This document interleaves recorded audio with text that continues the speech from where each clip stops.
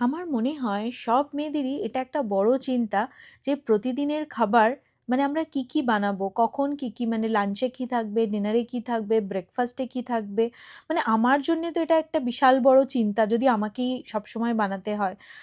তো আমার মনে হয় প্রত্যেকটা মেয়েরই এটা একটা মানে সময় সাপেক্ষ ব্যাপার। আর আমি রান্নাঘরে বেশিক্ষণ সময় কাটাতে চাই না, জানো তো। মানে যত কম সময়ে যত চটজলদি রেসিপি করে মানে মানুষের কাছ থেকে বাহবা নেওয়া যায়, সেটাই আমার জন্য সব থেকে বেস্ট। তো যাই হোক, আজকে বাপির জন্য কি বানাবো এটা ভাবছিলাম।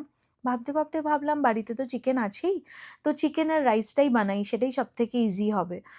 আর আজকে যে রেসিপিটা আমি বানাচ্ছি সেটা আমি যখন ব্যাচেলার ছিলাম তখনও বানাতাম, এখনও বানাচ্ছি, এবং এটা বেশ কয়েক বছর ধরে বানাচ্ছি।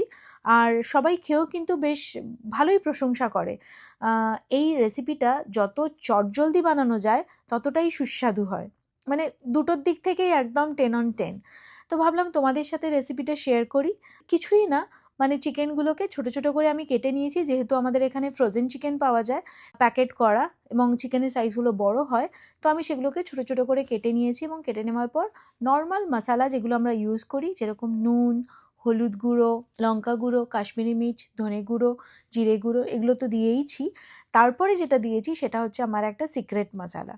তো সিক্রেট মশলাটা আমি তোমাদের সাথে শেয়ার করছি। সেটা কিছুই না, সেটা হচ্ছে যে আমি না মানে যেহেতু কম সময় কাটাতে চাই রান্নাঘরে, সেই জন্য আমি কি করি, প্রত্যেক সপ্তাহের মানে শেষে শনিবার বা রবিবার করে আমি পেঁয়াজ, আদা, রসুন, টমেটো আর কাঁচা লঙ্কা একসাথে পেস্ট করে সেটাকে গোটা গরম মশলার তেলের ওপরে ফোড়ন দিয়ে সেই পেস্টটাকে দিয়ে একদম কষিয়ে, মানে ভালো করে কষিয়ে রেখে দিই টিফিন বক্স করে।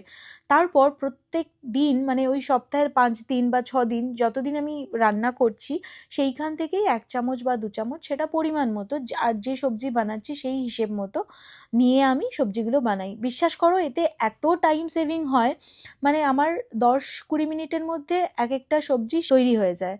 তো ভীষণ ভীষণ উপকারী একটা মশলা। যদি তোমরা আমার মতোই মানে চাও যে তাড়াতাড়ি রান্না করবে এবং রান্নাঘরে বেশিক্ষণ সময় কাটাবে না, তাহলে অবশ্যই এই সিক্রেট মশলাটা কিন্তু তোমাদের জন্য।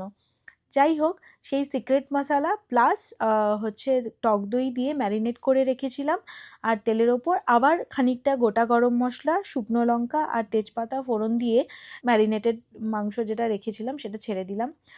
এখানেই আমার 90% কাজ হয়ে গেল, কিন্তু জাস্ট ঢাকা দিয়ে দিলাম, ও আপনি আপ তেল ছাড়লো। তারপরে যদি চাও কষা খাবে তো কষা, যদি চাও ঝোল খাবে, আমি যেহেতু একটাই রেসিপি বানিয়েছি তাই একটুখানি ঝোল রেখেছি।